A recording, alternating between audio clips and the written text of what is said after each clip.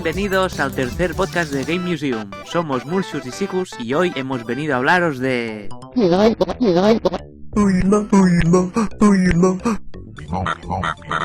Eso es, hemos venido a hablaros de la saga Goblins, una saga compuesta por 4 entregas de los juegos Goblins y por el juego Woodruff y el Snivel de Azimuth, considerado por muchos como el verdadero Goblins 4, ya que no pertenece a la saga ni tiene relación argumental, pero puede considerarse un spin-off como veremos más adelante. Pero antes de nada, vamos a centrarnos en sus creadores. Explícanos, Sikus.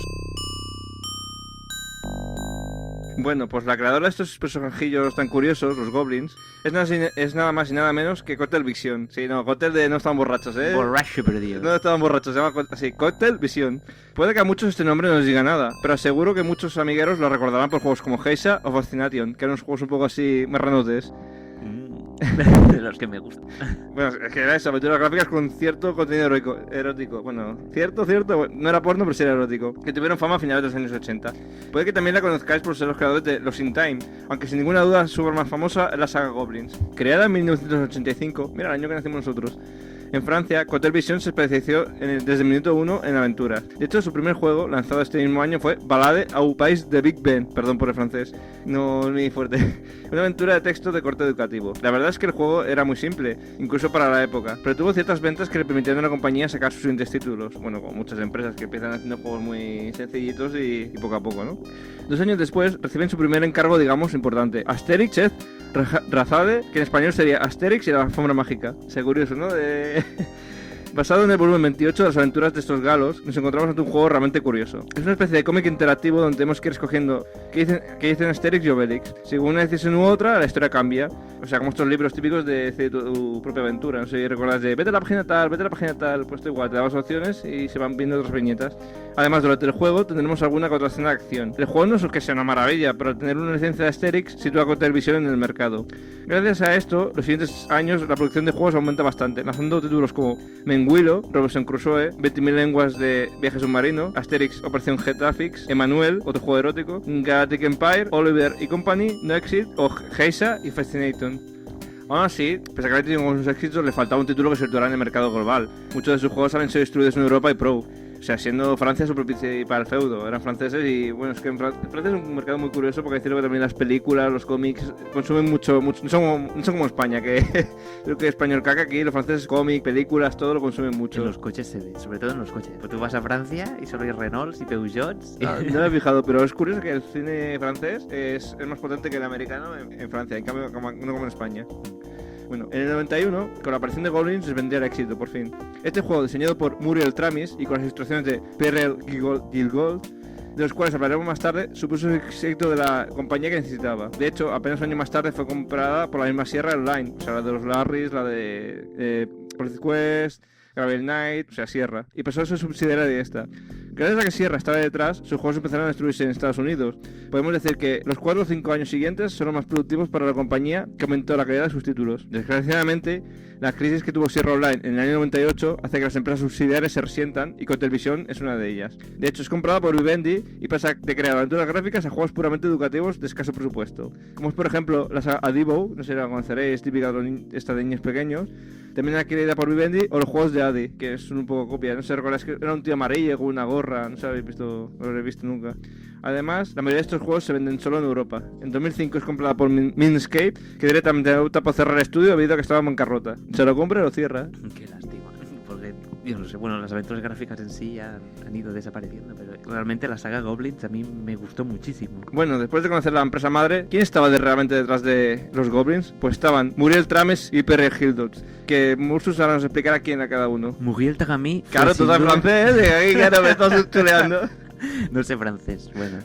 Muriel Tagami fue sin duda uno de los pilares básicos de Cocktail Vision. Esta mujer, una de las pocas mujeres dentro del mundo del videojuego francés, fue la directora y guionista de títulos como Menguilo, Freedom, Geisha, Fascination, Lost in Time y Urban Runner, además de ser creadora de la saga Goblins junto a Pierre Gilgold. Que Urban Runner es un juego que no lo conocen muchos, pero yo lo tengo. No me digas, ¿has jugado alguno? 4 CDs creo que eran. ¿De qué va? Era un no sé cómo explicar, una aventura, no una aventura gráfica, sino una aventura interactiva. ¿Sabes que me enseñaste una vez que era con el punto de mira, eran todo vídeos? ¿Puede ser? Eran todo vídeos y tú era punto de mira. ibas moviendo y sí. Vale, ya sé cuál es. No, punto de mira no era, porque creo que veías el tío. O era en primera persona y tú movías y después el tío se movía por allí. Pero Vale. era todo vídeo. Era todo de vídeo. A mí me recordaba Mega CD, juegos de Mega CD. Vale, sé cuál dices, ahora sé cuál dices.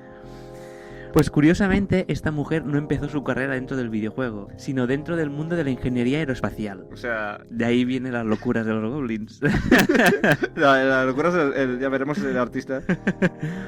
Después de 5 años, decidió estudiar marketing y comunicación en busca de nuevas vías profesionales. Fue en este momento cuando entra a trabajar en Cocktailvision. En un principio se dedica a tareas de marketing y publicidad, pero a poco va conociendo las aventuras gráficas, haciendo aparecer el gusanillo en su interior y que pase a realizar una propia. Bueno, esto es típico, ¿no? Como el lector que quiere hacer libros o el pintor, bueno, el pintor no, el que le gusta el arte y quiere pintar, típico Sí. que me gusta esto, voy a hacerlo. Además, si estás en el mundo, es más fácil. Eso sí.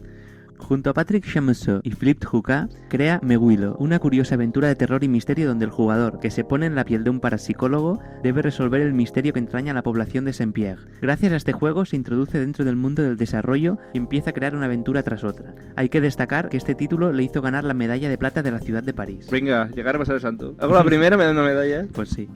En 1990, durante el desarrollo de Geisha, conoce a Pierre Guillots, que trabaja como diseñador gráfico. Pronto hacen buenas migas y piensan en trabajar en un proyecto juntos. Pierre tiene en la cabeza un juego donde los protagonistas sean 3 goblins, que deban interactuar entre sí. A Muriel Tegami le encanta la idea y apadrina el proyecto, volviéndose co-creadora de este. El resto es historia. Nace la saga Goblin siendo un rotundo éxito y el dúo trabajará junto durante 2 entregas más y un juego llamado Woodruff y el Snivel de Azimuth, que si bien no pertenece a la saga, sigue el mismo estilo. Es que casi es clavado. Tú me dices que es el Goblins del futuro y te lo crees, esos hacen Goblins los tíos. Sí.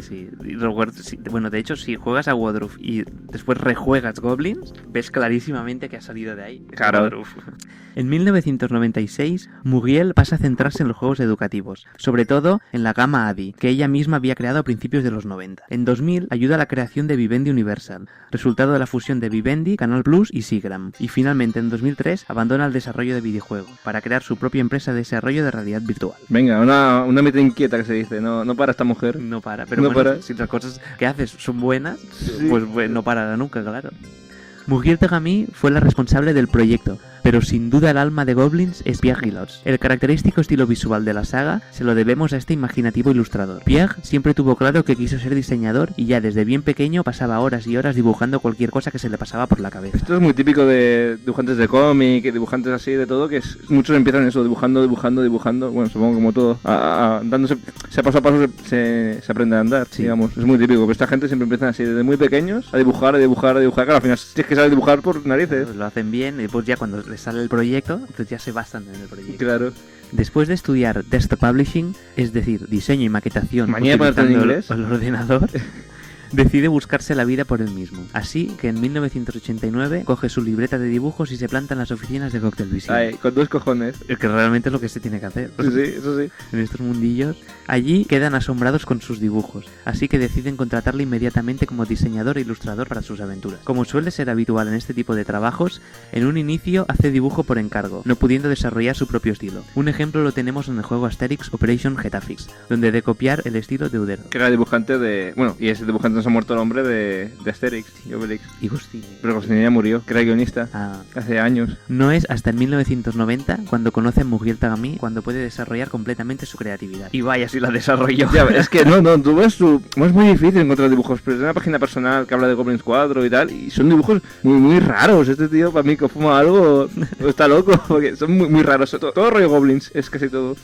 Como hemos comentado, durante el desarrollo de Geisha hacen buenas migas y Pierre le enseña unos bocetos sobre una idea que tenía a Muriel. Esta queda fascinada por el estilo gráfico de Guillots y le ayuda a dar vida a sus goblins. Será a partir de este momento cuando Pierre Guillots se hará famoso a nivel mundial gracias a su particular estilo gráfico. Aún así, no sería hasta Woodruff y el Snivel de Azimuth donde podría poner toda su creatividad a trabajar. Como él mismo confiesa, es su juego más personal. Pero es curioso porque yo encuentro que los Goblins es más locos, pero bueno, sí, se nota más estilo suyo personal quizás. Tú ves los dibujos y se nota más personal en el Azimuth que que en el otro. Pero los goblins para mí son más locos que... Sí. Bueno. Después de Woodruff, Pierre desea crear una nueva entrega de Goblins, pero Cocktail Vision no está por la labor. Son tiempos duros, ya que estamos en plena crisis de sierra. Guillots, disgustado, decide marcharse y trabajar en varios proyectos como ilustrador independiente. En 2009, decidido crear sí o sí una nueva entrega de Goblins, decide crear el estudio Société Pollen, que será el encargado de desarrollar la cuarta entrega. Y no, como veremos, no nos dará muy bien la cosa.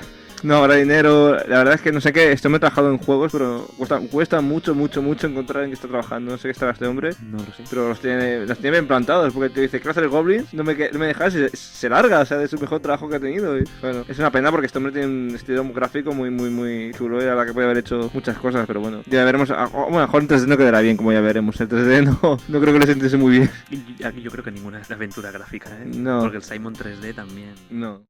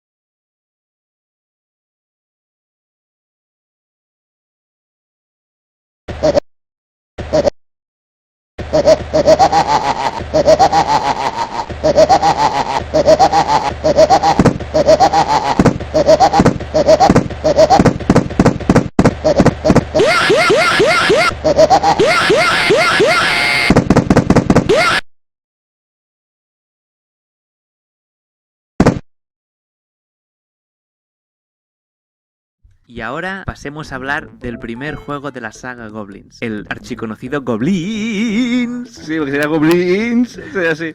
Bueno, que salieron en el año 91 para Mac, PC, Atari ST y Amiga. O sea, que eran los cuatro grandes, digamos, de ordenadores en la época. Y como es habitual, empezamos hablando del argumento. Bueno, ¿cuál es el argumento? Pues muy sencillo. En un mundo fantástico medieval existen los goblins. Una especie de hombrecillos que viven tranquilamente bajo mando de su rey, el rey Angulafre. No, es que fuese un gulafre, ¿eh? O sea, gulafre en catalán es un glotón, ¿no? Un glotón. Era un gulafre, ¿no? Un monarca preocupado por sus súbditos y justo con ellos. La vida transcurre tranquilamente hasta que un día el rey es asolado por una extraña enfermedad. Se ríe solo, se asusta de cosas que no existen, empieza a llorar o de repente sufre dolores terribles. No, tampoco es esquizofrénico este hombre, ¿eh? O sea, es algo, ya veréis que es. Ante tal situación, decide enviar a 3 de sus súbditos, Ops, Ignatus y Asgard, en la búsqueda del mago Niak, que le dé una solución a su mal. Sí, ya veis que los nombres sencillitos, ¿eh? Lo que desconocen nuestros protagonistas es que el origen de la enfermedad es debido a una terrible maldición. Alguien quiere que el rey muera y hará todo lo posible para que la misión de los goblins fracase. Se ha de comentar que desde el minuto 1 el juego demuestra mucho humor y lo más curioso, nos explica todo sin una palabra. Eso me encanta a mí, es que la intro entiendes lo que pasa sin... Y no dicen nada. No, porque dicen babu, babu, babu, y ríen y ya está. Está muy bien narrada y no solo los gestos y los sonidos, sino que todo en sí se entiende a la perfección. Sí. Después de este inciso te dejo que sigas. Bueno, pues eso es lo curioso. ¿Este juego qué era? Pues lo curioso de este juego es que ni era una aventura gráfica ni era un juego de puzzles. No sé cómo graficarías tú, un intermedio, ¿no? Era un intermedio porque podías usar objetos. Sí, y había los puzzles, pero era por combinación de cosas. Sí, porque bueno, antes que nada, expliquemos cómo iba el juego. ¿El juego cómo era? Pues básicamente eran pantalla tras pantalla, llegamos a los 3 goblins y cada uno hacía una cosa. Por ejemplo, Oops era el que es el que lleva el gorro a la cabeza, para que la gente así se sitúe. Era el que podía recoger objetos y utilizarlos. Pero pasa que solo puede utilizar uno a la vez. Sí. O combinarlo con otro. Pero llevarlo encima solo uno. Asgard, el tío de los cuernos ahí en plan vikingo, era el fuerte. Ese iba a puñetazos y podía romper cosas y tal. Era el tío fuerte. Sí, el tío fuerte. Lo que necesitaba fuerza lo hacía él. Ignatius, que era de la barba, el viejecillo, era el mago. Pero bueno, el mago de pacotilla. El tío era más malo que... Y claro, ¿cómo jugábamos? Pues básicamente, entre uno y otro, combinando las habilidades de los tres, teníamos que ir resolviendo puzzles. Por ejemplo, en la primera pantalla hay un cuerno que tenemos que... O sea, el Asgard tiene que pegarle una puerta, ¿no? Un portón, para que se caiga un cuerno, entonces lo coge Oops y así. Y entonces Ignatius le echa la magia y hace cosas. Y ahora sí todo el juego, era así todo el rato. Por eso que era raro. Lo que había que ir con cuidado, porque no podemos decir, pues hago esto y esto, y las gráficas, porque había una barra de vida. Sí. Que a mí me pasó con el campo de zanahorias, que empezó a morir con cosa como... Sí, porque la barra de vida, si por ejemplo tú cogías a Asgard, pegabas un puñetazo a una pared, no pasaba nada, el tío se hacía daño y perdías vida. La vida era para los tres la misma barra de vida. Cuando llegaba a cero perdías. Entonces te dejaba volver a empezar el trozo donde estabas. Sí, porque te daban un password. Eso es verdad. Te daban un password, pero si por ejemplo, o si veíamos un perro y nos tiramos de cabeza, nos comía y nos quitaba barra de vida. Era así. O se asustaban también. Si había una araña se asustaban, quitaban barra de vida. Y dices, bueno, no tiene mucho sentido. Lo curioso es que los passwords que te daban para cuando querías volver a jugar, tú ponías el password y no empezabas en la X pantalla con toda la vida, empezabas con la vida que te habías quedado. Claro, que no me pasó a mí con el campo de zanahorias, que Era me quedé... muy jodido. Que era para que haya jugado, era un campo de zanahorias que tienes que descubrir zanahorias hasta descubrir una. Y claro, esa primera vez que jugué. ¿Y qué me pasó? Que me quedé sin vida, el password que me dieron era sin vida. Venga, descubrí zanahorias a lo loco hasta que descubrí de las 5 o 6 que son, pues cuál era esto. Bueno, y también que otra cosa curiosa hay, que no dialogamos con nadie, ni interactuamos, que no hay nadie en el escenario, no hay ni otros personajes, no hay... Es eso, resolviendo puzzles tras puzzle. O sea, como mucho, pues... Pero no hablas con nadie. No. Y con las entregas siguientes sí, muy poquito hablarás, pero sí. Pero aquí no. No, conversaciones no hay, eso es lo que tú dices, resolver puzzles. Bueno, también hay que decir que los escenarios no tienen scroll, era lo que se veía en pantalla era lo que era. No había más, no, cosa que en el 3 sí que era... En el 2 no, el 2 no lo tiene, era parte del 3. El 3 era que sí podías mover y el Azimut sí que podía, perdón, el Waldorf sí que podías mover el scroll, pero aquí no, era lo que se veía en pantalla y tal. También las pantallas no volvías a lo anterior, o sea, los objetos que tenías eran los que tenías y con todo lo que tenías en pantalla tenías que resolver lo que había el puzzle. Pero lo malo de esto que haces era un poco ilógico. Sí. Era bastante ilógico, las últimas pantallas son surrealistas. Que además era difícil el juego porque no es como en las típicas aventuras gráficas que tú pasas el ratón por encima, podías hacer el típico pixel hand que se llama, ir moviendo el ratón y cuando te salía tal cosa lo usabas, ¿no? En este no te decía nada, los objetos no te decían qué eran, ni si se podían coger, ni si se podían usar, ni nada. Sí, claro, porque yo me acuerdo que la primera vez que jugué tuve solo una guía, porque no sabía qué hacer. Claro, ¿cómo se te ocurre que coger al Ignatius, al Asgard, y darte a puñetazos con una puerta para que se caiga un cuerno? Claro, no te ponía puerta, tú ibas a lo loco ahí. Y después echar el hechizo en el cuerno para que se transformara en otra cosa. Otra cosa. Sí, pero lo bueno que tenía es que era eso, que sabías que todo estaba en la... No lo digo en toda la gráfica y dices, uy, me deja un objeto y te vuelves loco buscando. No, sabías que todo estaba ahí. Hasta que no resolvías el puzzle, digamos, no te dejaba hacer otra zona. Que a veces no tenía ni pie ni cabeza, la siguiente zona era un poco pantalla tras pantalla. Y era eso. Bueno, que decir que eran también 22 niveles y eran eso, totalmente surrealistas. Cada pantalla que pasaba más surrealista. Por principio era un bosque, pero al final ya sale un tío como haciendo exposición de yoga y pasas por detrás y el gigante, no había un gigante que ocupaba toda la pantalla en un pueblo. Sí, también. No sé qué tienes que hacer para que te dejara pasar. Que sé que sale la portada de gigante. Sí. El gigante. Que es otra cosa curiosa de este juego, es que sé que esta gente tenía fijación por los gigantes, porque los tres salen gigantes de una manera u otra. Bueno, y al final lo que era curioso también es que no había casi guión, pero teníamos un giro de guión. Porque al final descubríamos que el mago realmente era el malo. Sí. Y porque primero nos dice el mago, vas a ver un mago que la lías y tal, que dice, vale, no puedes picar la puerta, no, tienes que molestar a la gente. Es que me acuerdo que sale un tío por una puerta y por la ventana quejándose. Porque tocabas el cuerno, entonces sale por la ventana quejándose. El tío sale. Depende de lo que quieras, si Sí. tocaba la puerta salía por otro lado. Sí, rondando. Entonces entras y el mago te dice, puedes buscar esas cosas. Y entonces cuando las consigues, pues por ahí por el reino, cuando las consigues, descubres que era él que estaba haciendo vudú al rey. Sí, él necesitaba los objetos Para matar al rey. para matar al rey. Y dices, a ver, estás haciendo el vudú, no puedes.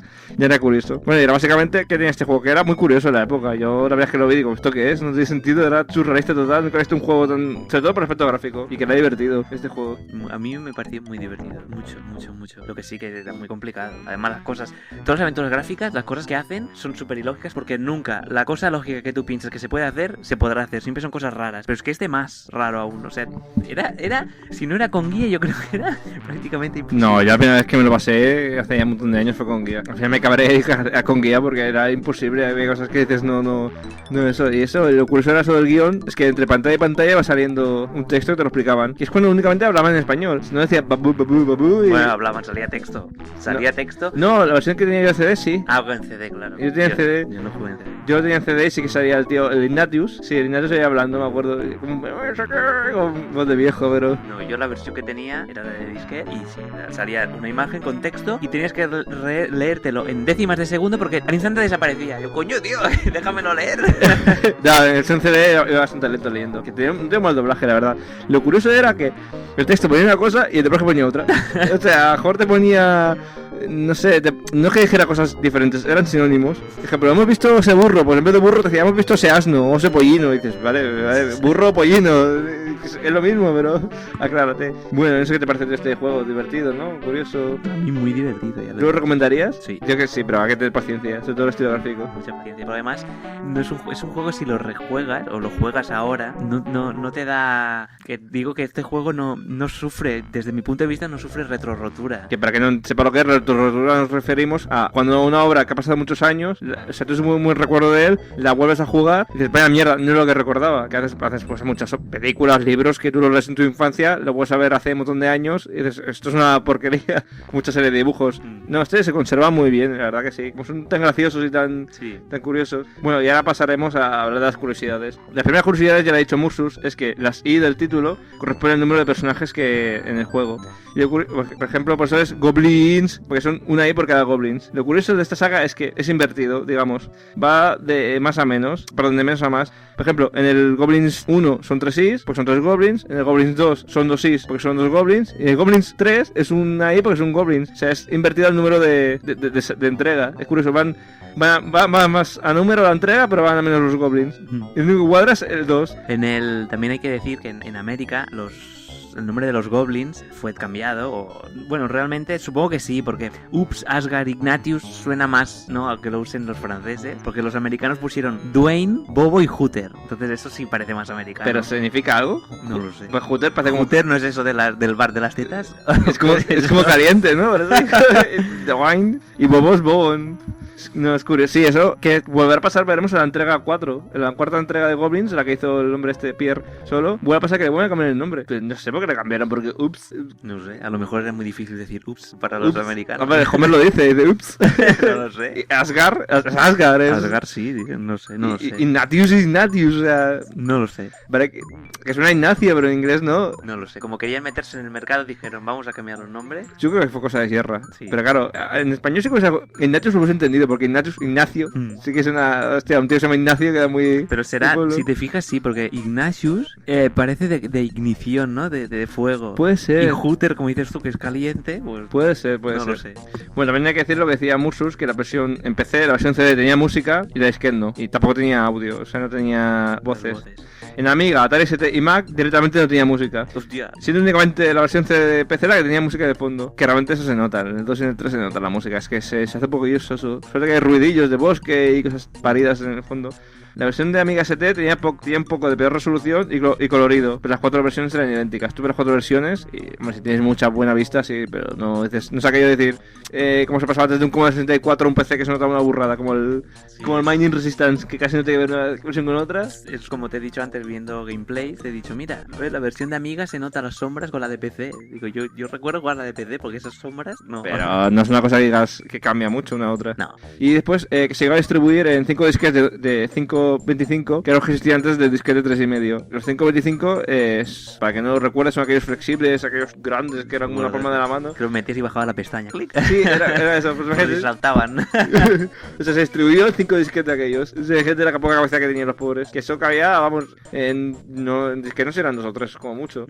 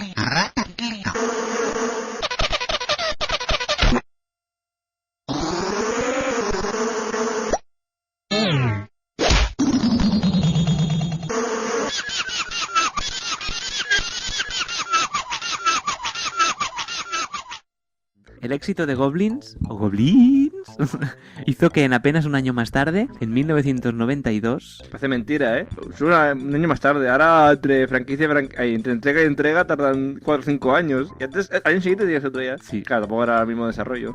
Pues en 1992 tuviéramos ya en manos la segunda parte, para PC, Amiga, Atari ST y Mac. O sea, los 4 grandes, otra vez. En esta ocasión, sus creadores siguieron con el mismo universo visual y surrealista, pero se centraron más en que fuera una aventura gráfica al uso. Pero antes, vemos su argumento, que como veremos, no tiene apenas relación con el juego anterior. La única casa del rey, que se puede ser el mismo, ¿no? Sí, el Gulafra. Gulafra. Angulafra. Es que se llaman igual, incluso. Sí, creo que sí. Ah. A ver, vamos a centrarnos. Un malvado demonio llamado Ammoniac Y Lejía, que era su primo. ha secuestrado al príncipe de los goblins y lo ha encerrado en una torre. El rey desesperado, que se ve y es que es el mismo, es Angulafra, Sí, o sea, es el mismo tío, pero a joder, le cambian hasta el nombre. manda a 2 de sus súbditos, Fingus y Winkle, al rescate de su hijo, y así es como empezará nuestra aventura en búsqueda del príncipe bufón. O sea, es más simple incluso que la primera. Sí. Bueno, pues la introducción es más currada. Sí, aquí sí que hablan. Aquí hablan. Que la versión CD hablan y la disquete... Que es la que jugué yo. Es que... Buba, buba, buba, buba. Como podemos ver, la historia es una mera excusa para poder ofrecernos horas y horas de diversión y risas, dando igual que nuestra misión sea rescatar al príncipe o rescatar al perro del rey. Es que es así, te dicen rescatar a mi perro y ya está. Bueno, hay muchos juegos que directamente no hay ni historia, ni argumento, ni nada, juega y ya está. Ya está. Al igual que la entrega anterior, todo esto nos será explicado mediante una divertida introducción, llena de chistes visuales y sonoros, pues los personajes siguen hablando en un extraño idioma basado en balbuceos, Que lo que decíamos. al igual que la primera parte. Es decir, que esta segunda entrega, Goblins, que ahora va a ser 2, sería Goblins, se acercó más a la aventura gráfica de toda la vida. Aunque todavía guardaba algo de parecido con la primera parte, supongo que claro, no para no romper tanto con lo que había, ¿no? En esta ocasión llevamos a Fingus y a Winker, como hemos dicho, que a pesar de que tienen las mismas habilidades, no el mismo carácter. La diferencia entre los dos personajes está en su moral y en su inteligencia. Fingus es noble e inteligente, mientras que Winker es perverso y zoquete. Para que no lo reconozca, Fingus es el recordete de color carne y Winker es el azul. El azul Estirado. parece un troll. Sí, parece un troll.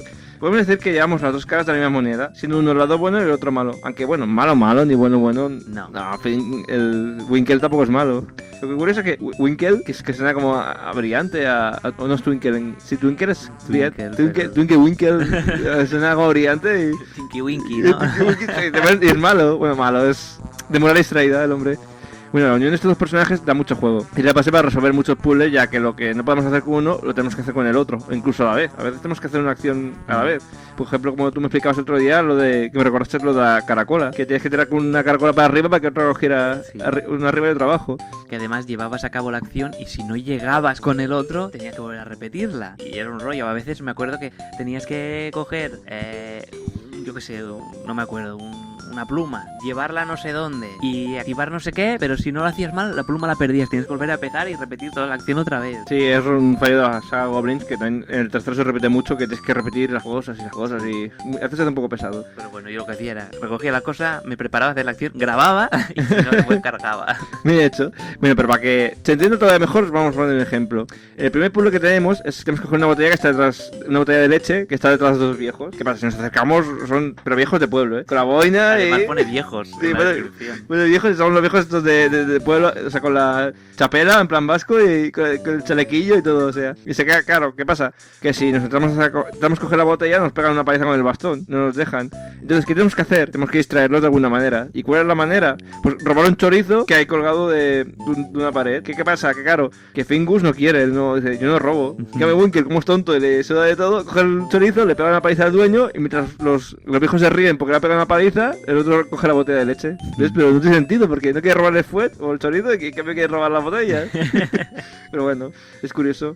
Y eso es eso, se pone a reír y pues como la botella. Y es eso, es casi todos los juegos así, pues combinando los dos vamos resolviendo puzzles. Que aquí ya en este ya no podemos morir, aquí sí que puedes probar y probar y probar. Sí, que además otra cosa que tú decías antes, aquí sí que tú por encima te pone el nombre y pues tú te pone viejos, te pone chorizo, te pone botella, no dejes volverte loco. Y además de eso, lo bueno que tienes es como que está entre medio del juego de puzzles y la aventura gráficas. Es eso, y lo más curioso es eso, que tienes que combinar uno con el otro. Y que también, lo curioso es que muchos chistes del juego vienen como interactúan Fingus y Winkle. O sea, sí, con las cosas, sí. Con las cosas, o entre ellos, o... Normalmente cuando había animales o bichos, Winkle, o sea, Fingus, no me acuerdo muy bien, pero imagínate, yo que sé, un león. Pues Fingus se acercaba al león y le pegaba un mordisco. En cambio, Winkle se acercaba al león y en vez de pegar un mordisco, Winkle le pega un puñetazo al león. Pues cosas así. Sí, eso sí. Y es curioso porque, claro, esto en parte le añade dificultad al juego, porque claro, porque hay dos maneras de resolver las cosas. Claro, no es... En el 1 solo uno tenía inventario, en este los dos tienen el mismo inventario. Claro, y los dos pueden hacer lo mismo en principio. Sí. Lo único que les diferencia es la moral y la inteligencia, pero claro, no es como el primero que tú decías, pues este solo pega, Ignatius solo tiene magia, Asgard solo pega, el Ops solo tiene objetos. Aquí, claro, si los dos pueden hacer lo mismo, a veces adivina quién es quién. Claro, que aquí ya, también lo hemos dicho antes, en este ya podías hablar con la gente. Bueno, muy poquito. Bueno, hablar. No era como los juegos que conocemos muchos de que hablabas, tenías varias opciones, aquí simplemente hablaban y ya está. Y te decía lo que te tenía que decir. No es que no sirviera para nada, pero te explicaba alguna cosilla. Tampoco arreglabas mucho. Sí, bueno, te daba pistas, a veces te decía cómo continuar.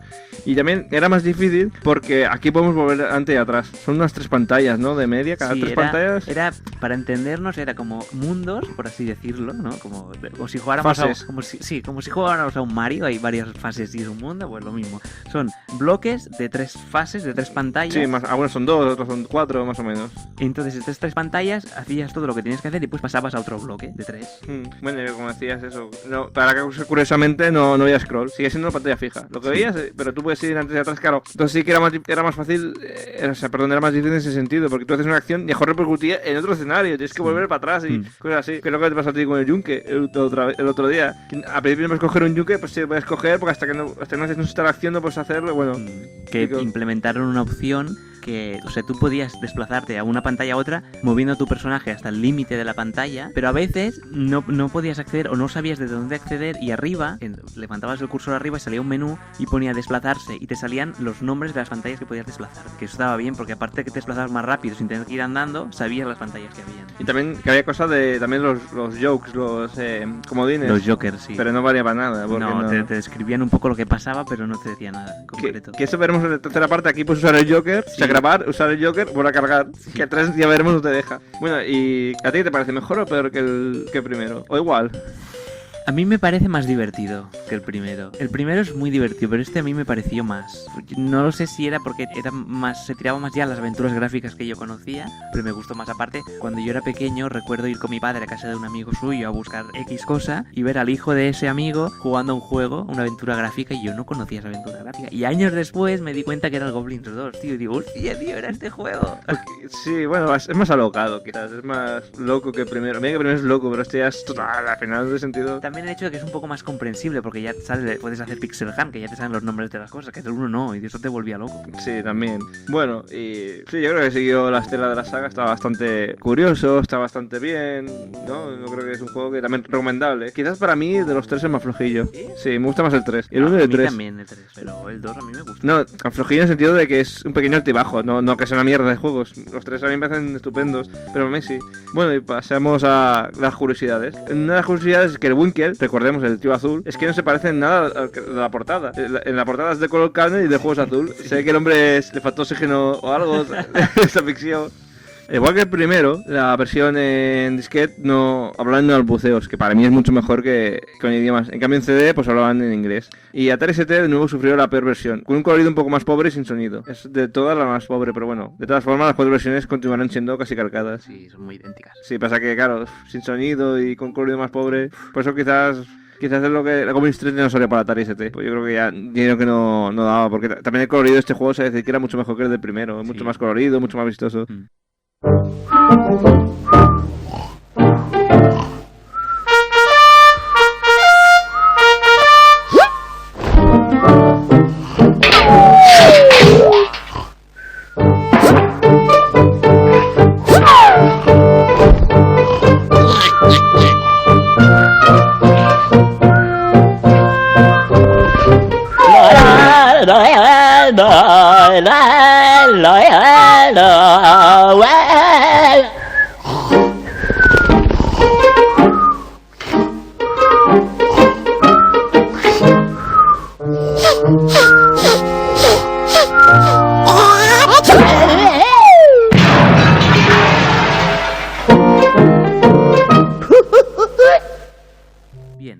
pasaremos a hablar de la tercera joya, Goblins 3. De nuevo, apenas un año después, en 1993, tuvimos la tercera entrega de Goblins, en esta ocasión solo para PC y Amiga. Aquí, sus creadores, Mujiel Tagami y Pierre Guilloch, se decantaron más aún por la aventura gráfica, donde el argumento tenía más peso que ser una mera excusa para jugar. Veámoslo. Blount, un periodista goblin de buen corazón, pero sin demasiado cerebro ni suerte, debe entrevistar al rey Bot y a la reina Sheila, debido a que existe un conflicto entre sus reinos por el robo de una llave que abre las puertas de un misterioso laberinto. Desgraciadamente, antes de que pueda llegar a su destino, su barco volador se avería. A partir de ese punto, Blount deberá encontrar la manera de llegar a su destino. Lo que parecía un simple trabajo se convertirá en toda una odisea donde nuestro héroe será golpeado, secuestrado, se enamorará y se meterá en toda clase de líos debido a su mala suerte y a su poco juicio. ¿Logrará Blount descubrir el misterio que esconde el laberinto? Bueno, pues este era el argumento de esta tercera entrega, que como hemos dicho se acercaba más a la aventura gráfica de toda la vida que el resto de la saga. Si el segundo había estado ahí, entre mitad puzzle, mitad aventura gráfica, este era ya aventura gráfica normal de toda la vida. Sí. Bueno, y eso, por eso que solo controlamos a Blount, que es el protagonista de esta entrega, aunque esto hay que decir que hay un pequeño de trampa porque muchas veces durante el juego vamos cogiendo personajes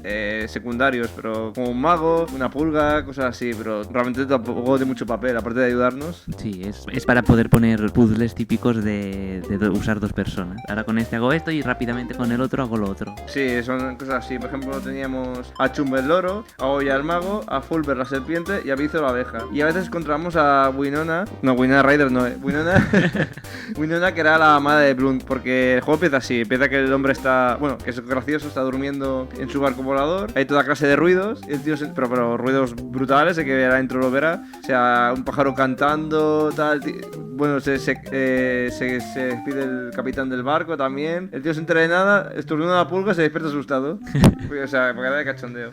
Y bueno, además de esto es que tenía particularidad que Blount se puede convertir en hombre lobo, porque la primera pantalla era eso, la primera pantalla era salir del barco con el paracaídas, si no recuerdo mal, ¿no? ¿Era un paracaídas? Sí, un tonel con un paraguas o algo así. Sí, así no, porque paracaídas se lo llevaba el capitán del barco, sí. Y él se quedaba ahí de pringado. Entonces caías, veías a Winona, se enamoraba el tío, tienes que cargarte como a... Pues estaba secuestrada por 10 o 12 tíos raros, eran como guardias raros, ¿no? Entonces la secuestrabas y te atacaba el hombre lobo, aparte de ahí ibas como al infierno, o algo raro que era. Sí, el tío, venía un tío, te tiraba a un lobo, sí, el lobo representa que te mataba y aparecías como en unas catacumbas o algo así. Bueno, representa que es como la otra vida, yo entiendo que era la otra vida. Sí. Resucitabas y entonces, a partir de entonces, en algunos momentos del juego, cuando necesitaba la acción, te convertías en hombre lobo. Veía la luna de alguna manera y se convertía. Que básicamente lo que hacía era ser más malo y más fuerte. Sí. Cosas que no haría Blount los hacía el hombre lobo. Hay que decir que igualmente, aunque fuera así, el juego seguía conservando la saga del espíritu original de Goblins. Habían chistes, o sea, el juego está lleno de chistes y referencias. Por ejemplo, en un momento del juego salen los retratos de los tres protagonistas. Sí, y de los del 2 también. De los también salen pequeñas referencias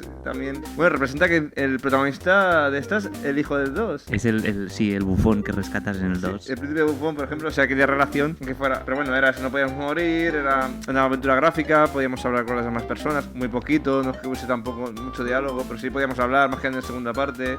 Una cosa muy graciosa que has dicho, lo del príncipe bufón, es que en 3 ocasiones en el juego te hacen ver, o sea, en 2 te hacen ver que es el hijo del rey. Porque en una estás leyendo un libro y explica una historia de que el hijo del rey se descarrió y no sé qué y se hizo reportero. Ahí ya puedes deducir. Después en otra ya te lo dicen más claro, pero es que al final del juego, cuando te pasas el juego te dicen, y por si no te has dado cuenta, yo soy el rey, el príncipe bufón.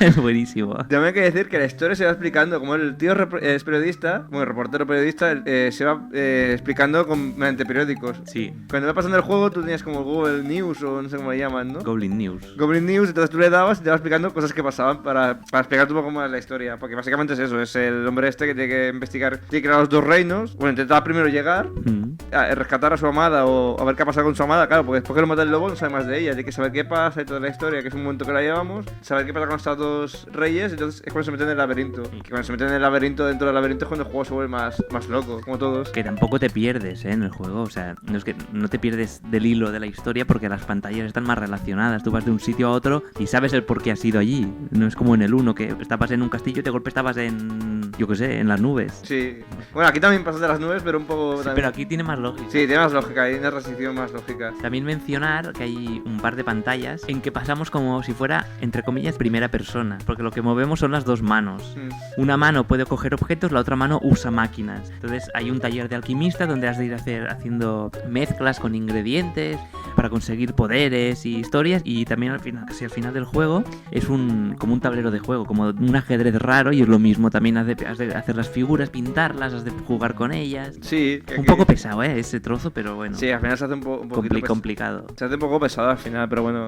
Porque es decir, también es este juego más largo de la saga, para mí es el más largo. Sí. Y quizá para mí es más difícil. No sé si Mursus opina lo mismo. A mí no me pareció tan difícil. No me pareció tan difícil porque si tiramos de Jokers, que solo tenemos 4, si tiramos de Jokers, estos Jokers te explicaban qué tenías que hacer exactamente en el nivel. Pero bueno, cuando se te acaban aún así, como tampoco hay un excesivo número de ítems, puedes ir probando, ahora pruebo esto con esto, ahora pruebo esto, y al final te lo acabas sacando. Sí, pero ¿estos Jokers eran infinitos o no eran el 2? No, aquí no. Aquí eran 4 y cuando grababas la partida tú dices, mira, voy a usar un Joker, grabo la partida, uso un Joker y cargo. Pero aunque cargaras la partida ya te lo habían quitado. Vale, sí, que hemos dicho antes que era el 2. Sí. Bueno, básicamente es eso. Yo para mí es el... Quizá el 2 fue el pequeño bajón, este es el remonte de la saga, estando casi a la altura o mejor que el primero. Para mí es el mejor quizás de todos, el más divertido y el más... A mí me gustó mucho. Sí, a mí es porque el segundo era un poco más flojucho, este sí todavía volvía a ser la primera aventura gráfica, es el más divertido. Bueno, y pasamos a las curiosidades.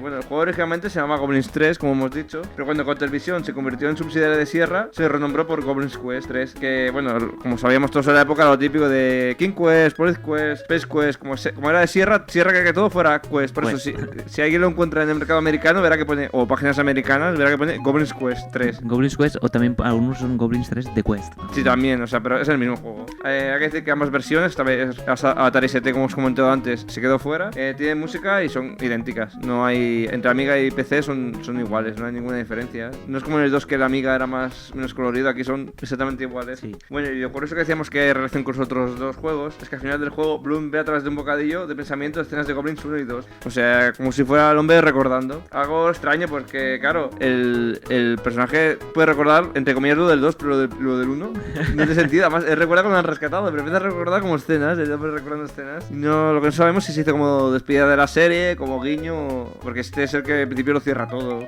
Sí, porque se acaba todos enamorados.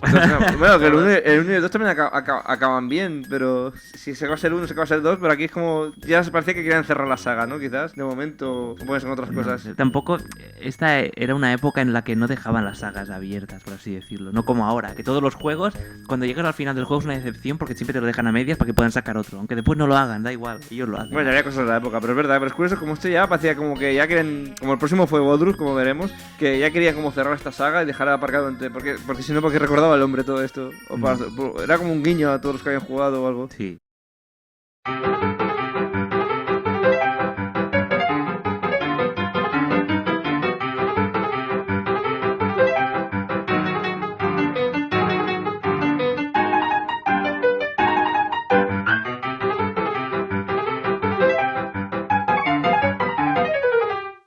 Poco después de Goblins 3, Sierra atravesó una crisis que impidió que se hiciera Goblins 4. Pese a que Pierre Guillotz llega a desarrollar Woodruff y el Snivel de Azimuth, el hecho de que le impidan desarrollar una nueva entrega de Goblins hace que se disguste y abandone Cocktailvision. Desgraciadamente, Cocktailvision sigue teniendo los derechos de la saga y hasta 2006 Pierre no puede hacer uso de ellos. Después de intentar que varias compañías desarrollen una nueva entrega de la saga, decide montar su propio estudio, Société Pollen, y hacer él mismo la nueva entrega. Lo que parecía una buena noticia para los fans, resulta que no lo es tanto. El estudio no tiene demasiados medios y hace que el desarrollo se alargue 3 años. Hasta 2009 no vemos la cuarta entrega de Goblins. Curiosamente, el primer sitio donde ve la luz es Rusia. El producto, como veremos, no es demasiado bueno. La calidad técnica es muy pobre y su distribución aún más. Por ejemplo, a España llegan muy pocas copias, haciendo difícil hacerse con él, aunque curiosamente sale en español. Aún así, Pierre Guillotz consigue realizar su sueño, crear una nueva entrega de la franquicia que vuelve a los orígenes, cosa que podemos comprobar leyendo su argumento. Sí, la verdad es que es eso, no sé si tú llegaste a verlo aquí en España. Yo Goblins 3 me acuerdo de haberlo visto en el 93 salió, en el 92 que salió. Me acuerdo de haber visto en las tiendas, pero este 4 no. Goblins 3 sí, de hecho he visto a gente jugar, ir a casa de alguien y ver a alguien jugar, pero... Sí, pero una cosa es pirata y otra cosa es original. Pero que yo lo he visto original. En una época que... o sea, en cosas como en el Corte Inglés y... En el Baricentro y cosas así que no eran tan comunes. Yo me acuerdo de haberlo visto en el Baricentro, en un sitio que había 4 juegos y ya está, el Goblins 3. Pero el Goblins 4 no. Yo En no ningún digo. sitio. Yo pensé que ni había salido. Yo no tampoco sabía No, su no. existencia hasta que empezamos a indagar. Bueno, ya como veremos, yo por lo menos, yo es que ni lo acabé, ya lo digo ya, ni lo acabé, porque es que no me gustó nada. No sé, a mí no me gustó nada. Bueno, fue bastante decepcionante, ya lo veremos más adelante. Pero bueno, ahora vamos a ver su argumento. El argumento es el siguiente. La mascota del rey ha desaparecido, y así que decide avisar a Ups que tiene una agencia de detectives. Este deberá reencontrarse con sus dos compañeros y juntos descubrir qué misterio hay detrás de la desaparición de la mascota real. O sea, el argumento era que era pobre en las 3 primeras entregas, pero aquí ya... Bueno, como el Súper 1. cutre. O sea, y además casi sí es como el 1. Un rey, ¿qué tal? Y empieza así de repente del juego. Empieza que te llega un pájaro, una carta y te dice, que vete a que te quiere el rey. Y el tío te dice, no, que tengo que buscar a mis compañeros. Sí, les tienes que ayudar para que se te unan y empieza la Que aventura. eso es una locura para empezar. Sí. Porque yo no sabía, yo no sabía qué había que hacer. ¿Tú lo subiste sin guía o...? Sí, yo lo encontré más fácil que los demás. Sí, mucho pues más. yo no, porque es que sales por la puerta y dices, no, tengo que encontrar a mis compañeros. Digo, oye, pero no, por la puerta imbécil, o sea... Eso es un problema. Que pues ya nos estamos avanzando, pero bueno, no pasa nada. Es un problema que yo le he visto al juego, bueno, ya le vi en su momento, que en las primeras pantallas tenías que hacer, bueno, en todos los niveles de hacer X cosas. Y entonces te deja avanzar. Sí, como primero. ¿Qué pasa? Que en el primer nivel tú abrías la puerta y entonces si le dabas a la puerta, él abría y te decía, no, tengo Que que... busqué eso, tengo que encontrar a mis compañeros. Tengo que encontrar a mis Y compañeros, claro, y o persona tengo por- que dar de comer a una No, planta. no. A mí, o sea, más veces se abría... No, a mí siempre me decía lo mismo. Tengo que buscar a mis compañeros. Pues no lo sé, pero a mí me decía o eso o lo de la planta. Siempre que dabas a la puerta, aunque lo habías hecho todo, pero si te fijabas, si movías el cursor un poco más, en vez de salir, el clicar a la puerta, te salía un icono con una puerta. Entonces, le dabas y el tío salía. Es verdad. Pero es que me decía, tengo que buscar a mis compañeros. Tipo, sal de la casa, imbécil. O sea, aquí en casa no están. Bueno, ahora como decíamos, es que este juego empieza a ser como el primero. A lo mismo, Ups recoge varios... Pasa que esta vez es varios objetos. No hay un límite, ¿no? Hasta donde he visto eran... No, tiene inventario. Pero es ilimitado. Mm. ¿No? Asgard golpea y Ignatus hace magia. Que esto lo curioso es que parece que en la pantalla inicial puedes hacer... Sí, la pantalla inicial... Sí, la pantalla antes de dar nueva partida puedes probarlo. Y te va diciendo, yo hago esto, yo hago lo otro. Pero bueno, es que es exactamente casi un remake del primer juego. O sea, es lo mismo, usar los 3 personajes para que hagan sus habilidades, uno hace magia, otro no sé qué, Sí. con cosas del 2 y el 3. Porque aquí, por ejemplo, no mueres, yo menos no he visto que murieses, aquí no tienes mueres. barra de vida, entre comillas. Los pasajes son surrealistas, pero no tanto como los otros, no son menos. Son surrealistas, pero son raros, son idas de olla, como la casa encima de una tortuga. O sea, ¿en qué momento se le pasa a alguien que para hacer algo en el juego tengas que ir a ayudar a tu amigo que está ayudando a otro a hacer una mudanza y le estás ayudando a sacar los muebles de dentro de una casa que está encima de una tortuga gigante? Mira, que me hace gracia la que es un periódico, ¿no? Ahí no se la ha llegado a ver. Hay un periódico y otra que es un ordenador. Que es un ordenador que se ve a sí mismo. O sea, que supongo que es el creador del juego. Yo he llegado hasta ahí, hasta el ordenador y poco más. Ya me aburrí. Eso no llegué a verlo yo. Bueno, también es eso. También hay que decir que, por ejemplo, otra vez puede ser una pantalla, un paso atrás. O sea, es lo que ves. La pantalla no es con scroll, es lo que ves y fuera. Dices, en el 2009 otra vez. Claro, el Pierre quería hacer un Goblins, pero Goblins 1 que realmente es el que lo llamó, ¿no? Es el que... Sí. Pero se quedó sin pasta, se notó un montón. Son gráficos.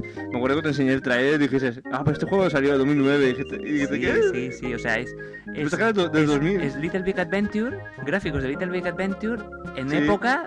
¿En qué época era eso ya? Era muy avanzado. 2009. En 2009 muy avanzado para esos gráficos que tenía de juegos mucho más antiguos. Del 96, 97 es tranquilamente. Es que 2009, no hace nada. No hace nada. 6 Bueno, años. es que también empezó a desarrollarse en 2006 por problemas de pasta y no sé qué. Bueno, y es lo que decíamos, las pantallas van a ser relacionadas entre sí. El argumento te lo explican aquí el poco argumento que hay te lo explican entre pantalla y pantalla, como el 1. Eso está muy bien porque sale el dibujito y mientras carga la pantalla Sí. te sale Pero lo que ves, está pasando. es por ejemplo solo 16 niveles, mucho menos que la primera entrega. Es que para mí que se quedaron cortos. La gente se quedó sin dinero, Pierre tuvo muy buena idea, pero se quedó sin dinero. Y bueno, Y lo que decíamos, desgraciadamente, pese a que se podía jugar a la clásica, el aspecto técnico era muy pobre. Es muy pobre. Es que ya para empezar, lo que no entiendo, a mí me saca de quicio, es que en vez de hacer ese que hacía el babú, que hacía los... Sí. A mí me da los nervios. O sea, es que ya empiezas el juego que le muerden al Ups, ¿era? Sí, al Ups que le muerden la mano, la planta, y anda ya, me van a decir, a la mierda juego, quiero mi babú. Y no sé, yo personalmente, si lo puedes conseguir gratis, muy barato, lo puedes bajar desde el van, probadlo, pero yo he comprado, no, lo siento mucho, yo he preferido que use muerto a Saga Goblins en el 3 que seguir así. Son estas cosas que es con autor, pero si no se tienen medios, no se tienen medios. Yo lo que opino, no sé tú. Además no existía Kickstarter. Yo creo, bueno, 2009, yo creo que Kickstarter os he echado más trabajo, ¿eh? Sí, porque mucha gente hubiese dicho, oh, Goblins. Yo pongo pasta, ¿no? Te parece un Kickstarter casi, pero este dicen Goblins y tal. Bueno, otra cosa mala, perdona que te corte, no, que tenía, era el hecho de las músicas. Las músicas en todos los juegos siempre han sido en loop, ¿no? Suena, sí, se acaba y vuelve a empezar. Aquí, si te tiras mucho rato en una pantalla, la música sonaba y cuando llega al final, ya no había más música en el nivel. Es verdad, que ahora caigo, es verdad. Sí, del joder, tío. No, pero es que hasta la primera pantalla tiene música, diría que no. No, la primera creo que no, porque yo dije, qué raro, no tiene música. Sí, es verdad, eso o algo tiene, pero no sé, que era Goblins 4 es una patata, lo siento mucho. Bueno, y ahora, ya que hemos hablado un poco del juego, vamos a hablar sobre las curiosidades. Por ejemplo, es que nosotros hemos dicho que se llaman Ups, Asgard y Ignatius, para que más o menos hagáis una referencia, pero no sé por qué, si de hecho de autor o otros motivos, a Ups se llamó Chup, Asgard Stuco y Ignatius Perlius. Esas cosas que... Sí, curioso. Porque en principio no será por más de copyright, yo creo que sí, pero si usas Goblins, ¿qué sentido tiene? Usas todo Goblins y tú sabes el nombre, o... Hay una cosa que yo no sé, a ver si tú me la puedes explicar. Porque yo iba jugando y había dientes de oro por las pantallas perdidos. En cada pantalla uno, y yo los iba consiguiendo, pero no los usabas en nada y se iban acumulando. Eso según he leído en la Wikipedia y por internet, es que hay 13 dientes de oro repartidos por todos los escenarios. Si consigues todos, vas a un escenario secreto. O sea, no es obligatorio, pero te pierdes esta fase extra. Pero bueno, según he leído, no es que sea ningún final secreto ni nada, es una fase extra más para hacer gracia. Pero... Bueno, para ponerle jugabilidad, porque al principio los dientes se ven, cuando a medida que vas avanzando ya están más ocultos, es encontrarlos. Sí. Que en la pantalla de carga al principio del todo, el diente de oro, parece que sí, ¿no? Pero eso no se cuenta. No lo sé. Si Si hay, lo perdí. La que pone el título de... Es que no sé, la que hay un título de inicio que son los 3 tíos y pues hace con ellos parece que hay un diente, diría. Pero ya he visto 16 pantallas, 13 dientes. Es que no cuadran ni los dientes con la pantalla. Es verdad. No lo había pensado. Bueno, esa otra cosa que, como hemos dicho, que en un momento del juego los personajes de ordenador interactúan con su creador. Cree que es su creador. Porque es un tío que está dentro de un ordenador como diseñando el juego. Supongo que será el Pierre. Pero como solo se ve las manos... Claro, sí, hablan con él. No hablan. Es que encima es eso. Es que se ve en el ordenador y es el tío quieto, tú puedes hacer paridas al ordenador y están las manos quietas. O sea, como si el tío estuviese muerto o algo. O sea, o tío fuera tonto. O sea, ves a 3 tíos por tu ordenador y no es como las manos. Es como en todos los escenarios. O sea, es de un dibujo. Hostia, qué raro. Pues, hablando de dibujos, sí que es verdad que se nota que es obra de Pierre, porque todo es él, todo es su obra. Las pantallas de carga son sus dibujos. Y durante el juego, en casi todo el juego, te vas encontrando cuadros, por lo menos hasta ahí donde he llegado, cuadros, imágenes en las paredes, y todos son dibujos o cosas ya renderizadas para el ordenador, pero casi todos son dibujos hechos por él, relacionados sí o no con la saga Goblins, pero son dibujos hechos por él y se notan. Bueno, es que nada más empezar a mirar la pantalla, el despacho del Loops, del Loops está lleno. Y hay una caja del juego Woodruff. Eso no me fijé. Pues es una caja, o sea, no, yo pensé que era un ¿Una dibujo. caja del juego? Sí, yo pensé que era un dibujo. Y digo, no, es una caja del juego, de aquellas cajas gordas que había en el PC, de cartón. Y digo, hostia, ¿qué haces tú aquí? Y ahí me hizo gracia. Entonces empecé a fijarme y dices tú, antes jugaban habiendo cuadros. Es que no lo odiaba tanto, Woodruff. No le dejaron hacer Goblins 4, hizo Woodruff, pero le gustó. No, hacer porque fue después de Woodruff que hizo Goblins 4. Como ahora veremos, por eso, pero no, odia a Woodruff. Si como veremos, era su obra más personal. Es la obra magna, obra maestra. Claro, pero él dijo, quiero hacer la obra, como ahora veremos, la obra magna que era más personal, que era Woodruff. Y entonces, por eso, él quería continuar con la saga Goblins, porque no quería matar a su propia creación. Pero no le dejaron y él se cabreó y dice que eso hay que vender a los cuadrados, porque decir, con la vida está loco. se juega. Además estaba bien ahí en esa empresa, ¿no? Hombre, yo creo que hizo bien, porque yo creo que vio por acá y dijo, me voy. También puede ser. Pero bueno, su compañera duró más.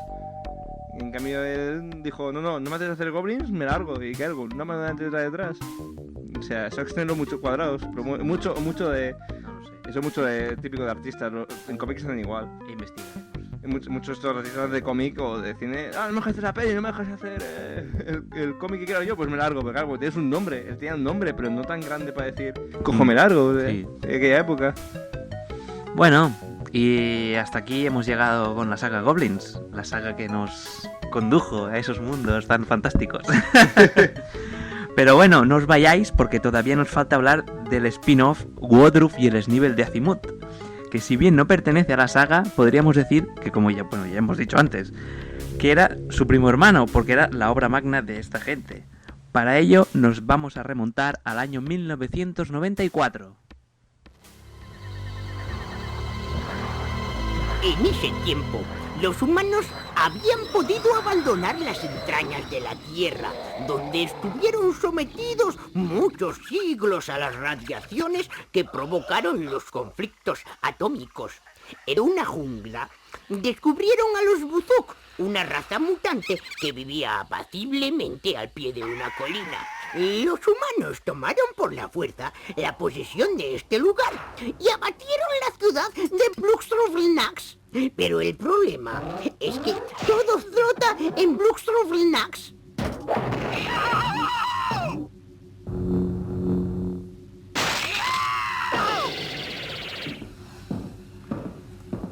Entonces, profesor Azimuth, ¿jugamos ahora a las niñeras?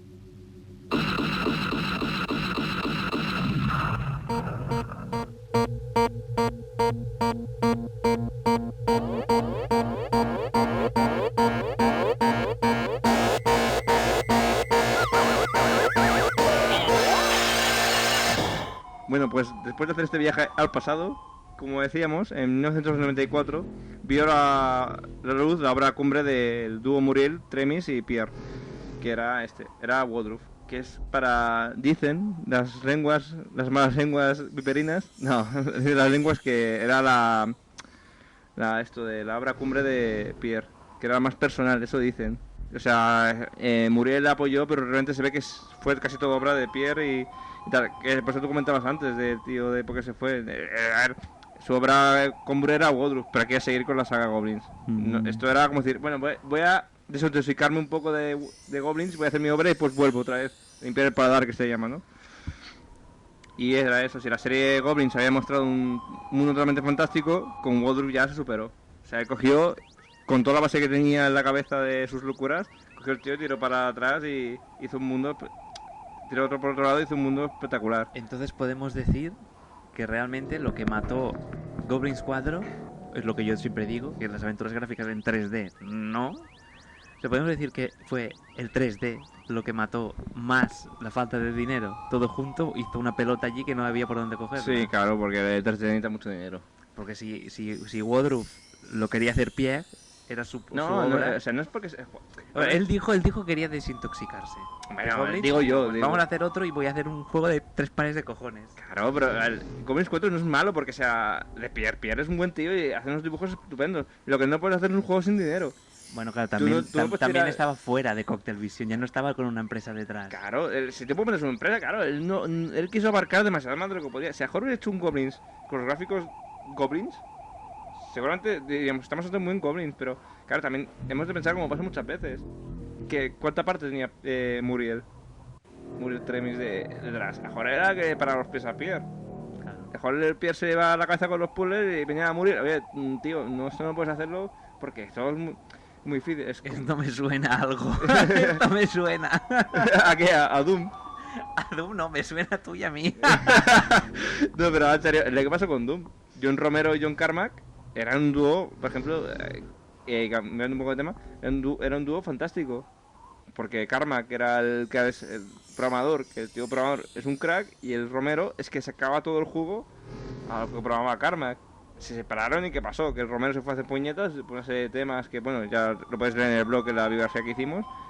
Porque el tío era al revés, se pasó, el tío fue de estrella de rock, aquí voy a hacer mi juego, diseñador, hizo de Katana, que fue una basura, tardó 5 o 6 años en sacarlo, y Carmack hizo juegos muy buenos y muy bonitos, pero muy bonitos, pero el Quake 2 no era tan divertido.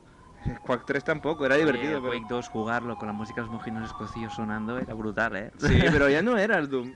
Sí, No, le era. falta algo. Y hicieron el Return to Castle Wolfenstein igual, el Doom 3 también, son juegos buenos, pero no tienen ese toque. ¿Por qué? Porque son los dos que se compensan. Yo creo que es eso, que como no estaba Muriel para compensar a Pierre, los excesos de uno y otro es lo que pasa. Puede ser. Bueno, pero ahora centrémonos en lo que estamos hablando. He venido a hablar de mi libro, digo, de Bodru, Y nos vamos. y vamos a hablar del argumento. Bueno, vamos a centrarnos. En el pasado, una guerra atómica casi extinguió la humanidad. Solo unos pocos sobrevivieron al esconderse en búnkers subterráneos. Mientras esperaban que la radiación desapareciera, la vida del exterior se iba transformando. Cuando después de siglos los humanos pudieron salir, descubrieron que el planeta había sido invadido por una extraña selva y que en ella vivían mutantes, que tenían colas, orejas puntiagudas y nariz extraordinariamente larga. Eran los descendientes de los humanos que habían quedado fuera de los búnkeres. Eran los conocidos Buzuks. Al contrario de lo que podía parecer, estos eran totalmente pacíficos. Un consejo de 7 sabios junto a su rey habían gobernado durante años en paz y en armonía. Por desgracia, los humanos, como siempre, nunca aprenden y declararon la guerra a los Buzuks. Al no tener armas, estos perdieron la guerra en un solo día. Fueron aniquilados y los pocos supervivientes que quedaron esclavizados. Y su rey, condenado a vivir una vida miserable entre las ruinas de su castillo. Gracias a esta mano de obra barata, los humanos pudieron construir una ciudad y volver a vivir en sociedad. Mas, de nuevo volvieron a cometer los mismos pecados. Unos pocos se hicieron con el poder, instaurando un poder autoritario, mientras el resto vivía bajo sus órdenes con miedo. En las zonas altas de la ciudad vivían los ricos, en las zonas bajas los miserables. En esta sociedad distópica vive el profesor Azimuth y su hijo de 5 años, Woodruff. Azimuth está investigando la leyenda del Snivel, una entidad que podría traer paz y prosperidad a la ciudad, además de la libertad a los Buzuks. Esta leyenda está prohibida por las altas esferas, así que un par de agentes del gobierno se dirigen a casa del profesor, para llevárselo a la cárcel. Azimuth, que bien sabe que van a por él, logra esconder a su hijo antes de que los agentes entren en casa, y acciona accidentalmente el Bibelfratzer, un invento del profesor, que son como unos cascos de escuchar música, que acelera el crecimiento de Woodruff, haciendo que pase de ser un niño a ser un adulto en un instante. A partir de aquí, nuestra misión será rescatar a nuestro padre, vengar nuestro sito, ya que el desconectable se lo ha cargado a tiros, y descubrir la verdad sobre el Snivel. Bueno, hay que decir que, curiosamente, primero, todo esto, muchas cosas venían en el manual. Si vosotros jugáis, veréis la parte, digamos, de esto, veremos la parte de eso de que se vuelve niño y todo esto, el Woodruff. Y lo otro que decir es que todo esto del pasado, la guerra nuclear, es que es esto, está en el guión y te lo van diciendo a través del juego. Que a ver, primero que tampoco os asustéis, aunque sea así tan apocalíptico, tan bestia, es de humor. Pero realmente es chocante, tú ves eso y dices... El juego está muy bien ambientado, porque yo juego y claro, yo lo jugué, me acuerdo, que no tenía guión... Ay, no tenía guión. Perdón, no tenía manual, porque... No porque fuera pirata, no sé mal pensados. Porque me vino gratis con una revista. Pero claro, es que porque sé niños, antes las revistas daban juegos gratis. Sí. O sea, pero claro, venía el típico estuche de cartón que ponía Woodruff y ya está, y serigrafiado. Pero no te venía con manual. Y no me acuerdo, sí, venía con PDF, pero yo, como soy muy perro, no lo abrí. Y claro, digo, yo no sabía que era. Digo, eran los Buzuk estos. Yo pensaba que eran unos tíos raros como goblins, ¿no? Y después, años más tarde me enteré que eran mutantes. Sí, porque en el vídeo del inicio ves directamente cuando ya entran en casa de Azimuth. Sí, ves una selva, ves tal, pero no me llego No a se pensar explica lo de la guerra ni nada. que. Muy best. Después en el juego sí, te lo va explicando. Sí. Pero lo que se estaba diciendo es que el juego está muy bien ambientado porque, como tú dices, es de humor. Pero lo ambientan en esta sociedad, en este mundo posapocalíptico, y es que es todo tan deprimente. Cuando juegas, aparte de las bromas, toda la ambientación, la música, todo, la gente que ves, están todos deprimidos, y además hacen que tú te deprimas y digas, ¿pero qué está pasando? Es que tiene cosas muy bestia, porque ves una... ¿cómo se llaman los bichos estos? Un buzuk que es prostituta. Sí. Que dices, pero, para ver, que eres un crío y dices, pero... Y claro que está, pues yo no sé por qué no llega a final de mes, porque es muy bestia, hay cosas que dices... Hay un pero... buzú que está esclavizado y lo único que hace durante todo el día entero es, con una regadera, regar una maceta que dice que es la única planta que queda, que realmente no es una planta, es un tubo de hierro en un tiesto. Y está ellos regando, lo tienen allí, no tienen nada que hacer, pues a regar un hierro. Es que es eso, combina el humor con cosas muy bestias, pero como tienes humor... Es verdad, eso lo haces un poco más de series, es típico, ahí Mad Max Sí. es totalmente apocalíptico, ahí distópico total, porque la gente es eso, que encima el malo es que eso, bueno, llega a matar a la Azimut, ahora no me acuerdo, es que hace tiempo No, que juego. no lo mata, pero casi él piensa al principio que lo ha matado, porque mata a tu osito, y Sí. le pega 4 tiros, pero eso, como es de cachondeo, pues muchas cosas de estas como le pasa a Little Big Planet, hay Little Big Adventure, que sale una dictadura, pero como es rollo cuento, se pierde mucha cosa, aquí también. Pero tiene esas dos lecturas, que realmente es una dictadura porque el malo es un dictador, tiene todo esclavizado y... Sí. y sale el rey de los Buzuks sale borracho perdido por ahí, que es un borracho que tiene que hacer con su vida. Todos, los sabios, están todos hechos una mierda. Sí, es ahí un alucinante. poco más se pinchan. Y bueno, hay que decir que realmente con esta obra, aquí ya encontramos una aventura gráfica al uso. Si el Goblins 3 ya fue casi, tenía algo de Goblins 1, este ya era aventura gráfica de toda la vida. Realmente podías hablar con la gente, podías ver los objetos, era exactamente, no era resolver un puzzle tras otro, podías ir detrás y adelante como una aventura gráfica. Sí, la diferencia es que normalmente las aventuras gráficas a las que yo estaba acostumbrado a jugar, tipo Simon the Sorcerer, tipo Monkey Island, tipo Day of the Tentacle, tú hablabas con la gente, hablabas una vez y ya te decían todo lo que te tenían que decir, entonces podías continuar. Aquí no, aquí tienes que hablar, volver a hablar con el mismo hasta que te repetía el primer diálogo, entonces sabías que te lo había dicho todo, porque si no, no podías avanzar. O usar objetos como la máquina aquella, no sé cómo se llama. Del pinball. Sí, como una máquina de pinball, y tenías que usarla 3 veces, y las 3 veces hacía lo mismo, y a la cuarta el tío acababa rompiéndola y salía una moneda. Sí, eso es un poco de los fallos que tiene Bodruk, porque había puzzles que tú no sabías porque, toco la máquina, el tío hace el tonto y adiós. Claro, ¿cómo no te va a pensar usar 4 veces la misma cosa? Claro. Claro, hablar con la gente sí, porque tú al que primero que hablas, es muy normal que tú vuelvas a hablar, porque dices, ese tío me dice algo, porque había juegos que lo hacía, o juegos de rol. Sí que era más normal, pero usa 4 veces una máquina de pinball, tú ves que 2 veces hace tío pim, juega, y dices, bueno, pues desde que este tío pues no hace nada más, es el tonto. Que a la cuarta vez, eso fue uno de los fallos. Pero bueno, para mí es de lejos, junto con Goblins 3, la mejor, están a la par para mí. Un poquito mejor este para mí. A mí este es el que me gusta más de toda la saga. Pero para mí es porque ya es más juego. El Goblins 1 está bien, pero se ve más limitadito, el 2 ese que es más flojete, el 3 y el Bodruk son eso, además que aquí los escenarios ya son más coherentes, o sea, tiene una locura pero es una ciudad, no son tan surrealistas, bueno, me sacó una locura que, como el título, que sale ahí de golpe, Sí, pero a ver, vas al título. vamos al título. Pero son coherentes y además, a diferencia de todos los otros Goblins, puedes ir y volver durante todo el juego por todos los escenarios. Sí, bueno, casi todos. Voy arriba, voy abajo, y sí que hay momentos que te aburre porque dices, hostia, tengo que ir de una punta de la ciudad a la otra, y tengo que ir andando. Y hacia la mitad del juego un poco más te desbloquean un ítem que es el transportozón, que lo usas y entonces puedes seleccionar a qué zona ir, entonces ya es más rápido, y dices, me voy aquí, me voy allá. Sí, al principio, claro, pero muchas aventuras gráficas es un poco aburridillo porque tienes que ir por todas las aventuras, bueno, aburridillo, tienes que ir arriba abajo, a ver qué hago, a ver qué no hago, hablar con todo el mundo, y claro, hasta que te encaminaste pues un poco loco, pero eso es normal. Bueno, pero como decíamos, todo esto tampoco, no hay que perder que era juego humorístico, porque decimos, los escenarios pierden en locura. Pero, por ejemplo, los personajes son surrealistas, los personajes son tan locos, la mayoría, están... Dices, ¿qué es esto? O tonterías como eso, que estás jugando y a los 20 minutos te sale el título de crédito. Sí. Y además, ahí me puteo porque ahí hay, con perdón de la palabra, hay un pincel que tienes que coger. Un ítem, sí. Un ítem, y dices, pero ¿cómo en la pantalla de título? Y dices, pero bueno. Pues hablamos de bromas, de surrealismo, y a mí me vienen a la cabeza bromas como, por ejemplo, cuando llegas al barrio de los placeres, que es donde está la pilingui esta que dices tú, la putilla. ¿Qué es eso? Con perdón.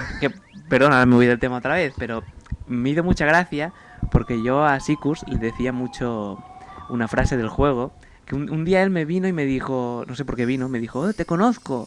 Y No, yo, no deja eso, conozco ¿no? no sé quién, no conozco Ah, algo, sí, y algo de entonces, eso fue. A mí, ¿sabes? Eso que se te activan, ¡pling! Se te activa el switch del cerebro. Y dije, te conozco, eres el hijo adoptivo de Asimov. Y era muy gracioso porque en el juego lo dicen. Y cuando lo... Claro, entonces cuando me di cuenta digo, pero ¿cuándo es el Azimuth? Sí. Y claro, porque yo en mi círculo no lo conocía a nadie, ni cuando era más pequeño, con 2 o 3 años, cuando yo jugaba al juego, ni de amigos del colegio, ni amigos de tal, de toda la vida, nadie lo conocía el juego, la gente no le puede gustar y esto me saltó, ¿te conozco el hijo del tipo de Azimuth? Y yo, ¿cómo? Pero es que lo gracioso es que después pusimos el juego para ver el vídeo. Y es que no lo dice así. Sí, ¿Yo por porque- qué lo digo así? Porque ya veré la versión, primero, de tu versión, Mi versión es, te conozco, eres el hijo adoptivo de Azimuth. y la versión del vídeo es... Ah, te reconozco. Eres Woodruff, el hijo adoptivo de Azimuth. Y como podéis ver, es que no tiene nada que ver. Es más, yo lo digo, señores de televisión, bueno, no existe. Sierra tampoco. Bueno, no se ha vuelto- Cambien. No, señores, si alguien coge este juego y lo redistribuye, contrata a este hombre para hablar esa frase. Porque mejora. Cosas también muy graciosas, que lo que estaba diciendo antes, perdón, del barrio de los placeres, que hay un cine, y vas al cine, y le das al cartel, que se ve un tío así, y dices, hostia, este tío parece Schwarzenegger, porque es un tío así con como una especie de cresta en la cabeza, y tiene un buzuque en el cuello, le das, y entonces se anima el título, ¿no? El tío estrangula el buzuk, y dice, Woodruff dice, el título de la película que es Schwarzenegger, el exterminador de buzuks, y digo, vale. Que si esto lo veis en vídeo, lo veréis. Esa parte. Schwarzenegger. De Schwarzenegger. Echan Schwarzenegger, el exterminador de buzuks. Una película culta. También lo que decíamos de los sabios, que están todos demacrados, pues hay un sabio que está en una plaza vendiendo souvenirs y vende estatuas con forma de estatua de la libertad con un buzuk, y después vende también una torre Eiffel. Y dices, vale, muy No, bien. pero es de lógica, porque es la Tierra. Bueno, sí, claro. Aquí es la Tierra, pero Tienes claro. razón. Después, la secta del Snivel, una secta que te quiere contratar, bueno, te quiere adoptar la secta, lo mismo que las sectas de ahora. ¿Quieres ingresar? Paga. Después, ¿quieres que ese del Snivel se te presente? Paga más. Eso me recuerda. Mira, yo lo hice antes que GTA V. Así. Que la broma de la sexta. Y a mí lo que me hacía gracia, había un pueblo que me hizo mucho más gracia, que siempre me acordaré, es el del loro. Sí. Porque hay un loro que está viendo una tía en bolas. O sea, perdón, un póster de una tía en bolas que no se ve nada, solo se ve el culo y poco Está de más. espaldas. Y tienes que hablar con el loro, pues no me acuerdo por qué motivo ahora. Tienes que hablar con él. Y hablas y el loro ahí, con los ojos así. El loco diría, sí, chica. Sí, y con los ojos orbitados, cayéndose la mama. Sí, chica, sí, chica. Entonces, coger el pincel que decíamos, por eso no me acuerdo del pincel. Coges el pincel, coges alquitrán, le pintabas un bikini y se enfadaba el loro y entonces te hablaba. Sí. También estaba la broma del viaje virtual. Te metías en una silla de realidad virtual y ibas, como si dijéramos, dentro del juego de Doom. Entrabas. No es Doom, pero es muy parecido a Doom. Tú no controlas nada, es un vídeo, pero sale el tío con la escopeta, con la vida abajo, disparando a un bicho que se parece mucho a los del Doom, pero en modo cómico. Y la última broma que ya recuerdo, que me encanta, es cuando coges el pincel, lo sucas en alquitrán para pintar el bikini, pero al lado del alquitrán hay un saco de plumas. Y coge las plumas y entonces se ve a Woodruff, que no tiene ninguna lógica que se vea eso, pero bueno, es humor lo que decíamos. Se ve a Woodruff sentado en un sillón con las plumas en la cabeza como si fuera un viejo y dice, "Oh, he cogido un puñado de plumas, es el buen tiempo". No tiene ninguna lógica porque no entiendo por qué lo dice, pero me hizo mucha gracia. De verdad, no, bueno, de verdad que dice eso, ¿sabes? Como viejo hecho con sirve de Diógenes ahí. ¿Me lo ves? Pues es todo el juego Ya es no así. sale nada más el viejo. No, por eso que no tiene lógica, son cosas sin lógica, pero que te hacían partirte de risa. Supongo por eso, porque era para conseguir un poco la broma. Bueno, aparte de decir que la única fallo que le veo yo son los puzzles, porque a mí la primera vez no lo acabé, porque el puzzle del cometa me volvió loco, el que tienes que descubrir la posición que cae un cometa, Un un meteorito, que me volví majara. De verdad que este juego está muy bien. Mucha gente no sé por qué, al ser tan raro, la época no fue muy valorada, pero está muy bien. Por ejemplo, el aspecto técnico, la gente decía, los medios, las revistas, que se parecían dibujos animados y... A ver, ahora no, pero la época... Yo creo que es lo que se buscaba. Sí, parecen dibujos animados. A ver, pensemos que en el 94 tampoco era la gran superproducción, pero comparado con otros juegos de la época, del 94, Larry y todas esas cosas, tiene mucho mejores gráficos. Parecían dibujos animados, como se movía, los tíos están muy, muy bien animados. Sí. Y la música, todo, es que parecían eso. La cosa mala también que le veo yo, no sé si es el hecho de doblarlo mal, entre comillas, o el hecho de, a la hora de cortar las voces, que las cortaron mal, porque muchas veces empiezan a hablar mueven la boca, ellos no dicen nada y te empiezan la conversación o alguna palabra a medias. A lo mejor te dicen solo la mitad de la palabra o te cortan antes y dices, tío, ¿qué está pasando? Pero bueno, eso que estuvo nombrado en el 94 en español fue un Sí, lujo, ¿eh? eso era Y también buenísimo. pensamos en el doblaje del 94. O sea, seamos justos. Y eso es cosa del español, que a lo mejor en inglés hay que mirarlo. En inglés no creo que sea así. A lo mejor en inglés sí que cuadra todas las voces y Bueno, a lo todo. mejor es o el doblaje o a la hora de montar el audio. Lo montaron Pero mal. claro, también se escucha mal, pero es como las películas de los 80. Tú escuchas las películas de los 80 y si no es una calidad de sonido, eso de los 70 y 80, no se me limpia el audio, pues estoy igual, pero bueno. Por eso. Y perdona que te Diga. corte, también la diferencia, lo típico de los juegos de sierra era morir, ¿no? Sí. Pues aquí, en Goblins 1 podías morir, bueno, aquí no mueres en ningún momento del juego, pero cuando llegas a la parte final, depende qué hagas, la cagas entre comillas, sale un vídeo con Game Over que te explica lo que le pasa a Woodruff a raíz de esa acción, que hay una que el Woodruff se vuelve dictador, creo, otra que... Sí, es verdad. Y entonces pone Game Over, y vuelves a empezar el juego, pero bueno, como puedes guardar la partida, pues nada, es curioso. Bueno, pero eso es con el que también pasa en sierra, pero son cosas más lógicas. O sea, si haces eso, sabes que la estás cagando. Bueno, no te creas, porque... tú No, no como sierra, es que sierra. Bueno, sí, eso ya es que sierra hay King Quest. No, King Quest, no, perdona. ¿El King Quest? No, Sí, King Quest. no, el otro. 6 o el, no sé cuál era, el de las islas aquellas de la el- locura. No, sí, no, ese no, sé cómo ya es por todo. En el coño, el de Quest for Glory o. El de que era meta. Bueno, de que era mitad juego de rol, mitad tal. Sí, era Quest for Glory o algo así.